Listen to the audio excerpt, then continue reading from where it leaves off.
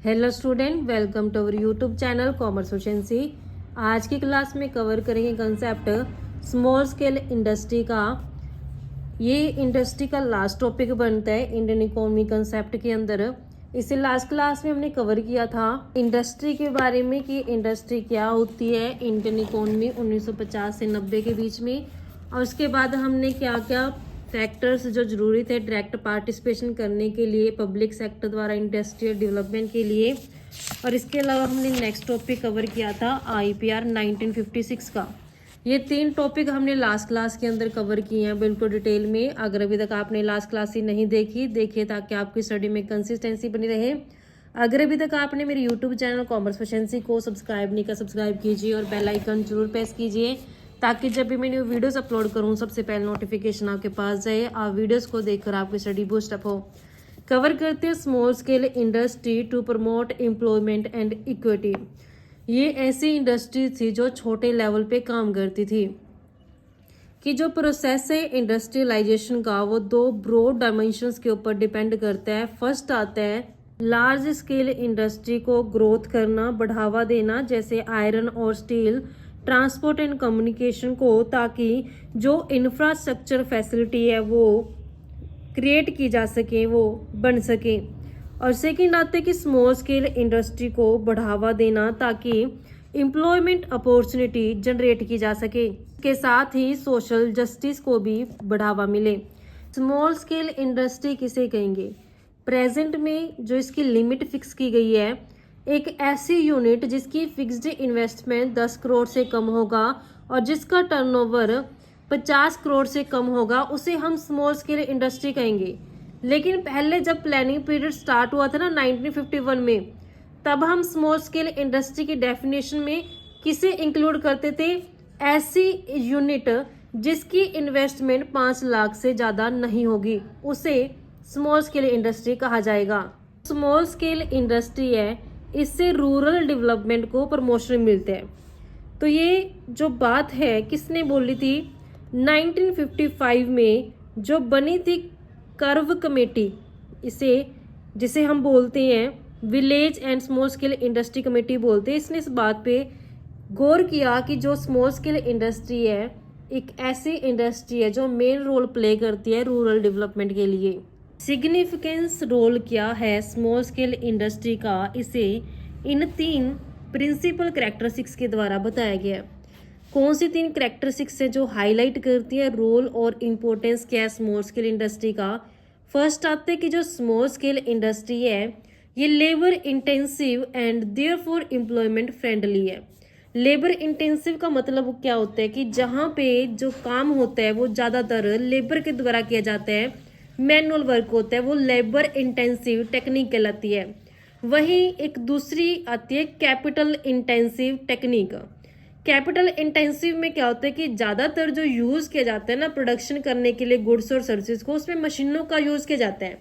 Manual work कम होता है, labour कम use की जाती है और कैपिटल यानी कि मशीन ज़्यादा यूज़ की जाती है। जब स्मॉल स्केल इंडस्ट्रीज के अंदर लेबर इंटेंसिव टेक्निक को यूज़ किया गया, यानी कि जो काम था वो कौन करते थे? लेबर करती थी, पर्सन करते थे। जिससे क्या होगा कि एम्प्लॉयमेंट अपॉर्चुनिटी क्रिएट हो जाएंगी, एम्प्लॉयमेंट फ्रेंडली रहेंगी। ऐसे यूनिट जो होती हैं, जो स्मॉल स्केल इंडस्ट्रीज होती हैं, इनमें ज़्यादातर जो काम होता है वो मशीनों द्वारा नहीं किया जाता बल्कि लोगों से करवाया जाता है। इसलिए जो स्मॉल स्केल इंडस्ट्रीज होती हैं, इससे जो मजदूर होते हैं उनको ज़्यादा रोजगार मिलता है, एम्प्लॉयमेंट अपॉर्चुनिटी ज़्यादा होती है।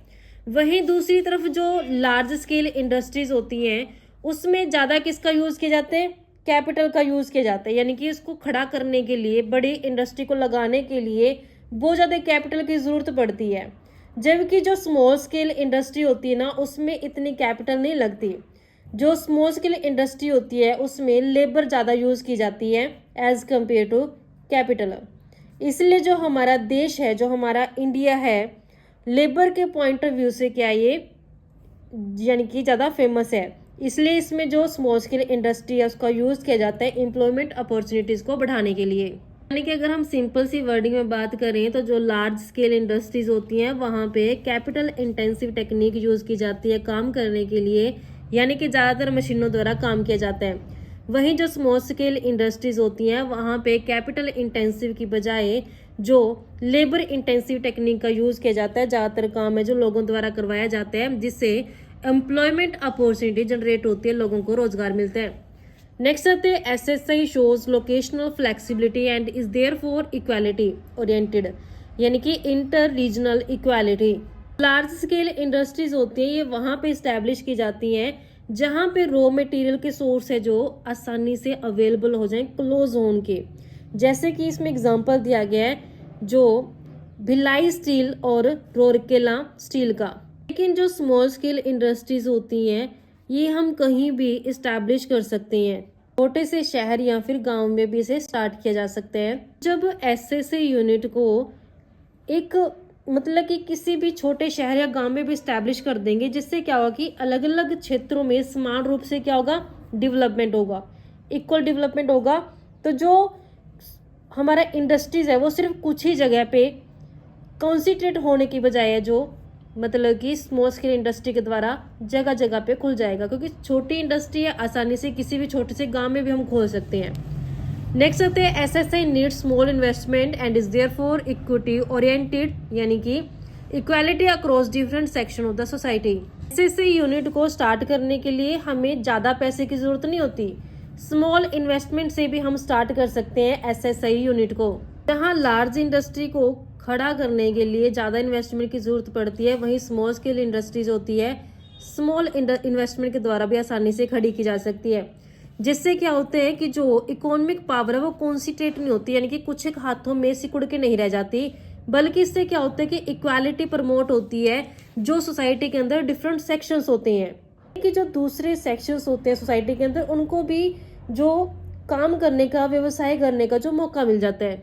सेकंड, इसका बेनिफिट क्या मिलता है कि कम इन्वेस्टमेंट करके भी ज़्यादा लोगों को एम्प्लॉयमेंट है जो मिल जाती है, जिससे क्या होता है कि इक्वालिटी यानी कि जो इक्विटी आ जाती है, आर्थिक समानता आती है। कंक्लूजन दिया गया है कि जो स्मॉल स्केल इंडस्ट्रीज होती है इन्हें गवर्नमेंट सपोर्ट की ज़्यादा ज़रूरत होती है, क्योंकि जो ये स्मॉल स्केल इंडस्ट्रीज होती है ना, ये बिग इंडस्ट्री जो लार्ज इंडस्ट्रीज होती है उनके साथ कम्पीट नहीं कर पाती है। इसलिए गवर्नमेंट ने क्या किया, कुछ ऐसी नंबर ऑफ यूनिट है जो फिक्स कर दी गई है कि ये पार्टिकुलर गुड्स है जो सिर्फ स्मॉल स्केल इंडस्ट्री द्वारा ही प्रोड्यूस की जाएंगी, यानी कि रिजर्व कर दिया गया।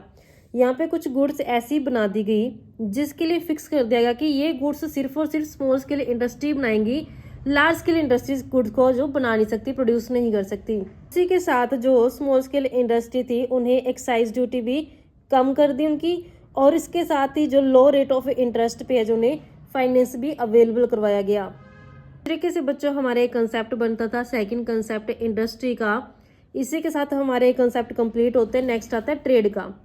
हमने इसके दो कंसेप्ट कवर कर लिए। फर्स्ट कंसेप्ट था एग्रीकल्चरल का, सेकंड था इंडस्ट्री का।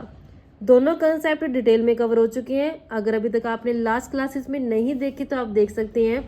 नेक्स्ट क्लास से कवर करेंगे ट्रेड का कंसेप्ट। ऐसे रेगुलर क्लासेस के लिए आप मेरे यूट्यूब चैनल कॉमर्स एफिशिएंसी को सब्सक्राइब, लाइक और शेयर करें। बेल आइकन जरूर प्रेस करें ताकि जब भी मैं वीडियोस अपलोड करूं सबसे पहले नोटिफिकेशन आपके पास जाए। आप वीडियोस को देखकर आपकी स्टडी बूस्ट अप हो।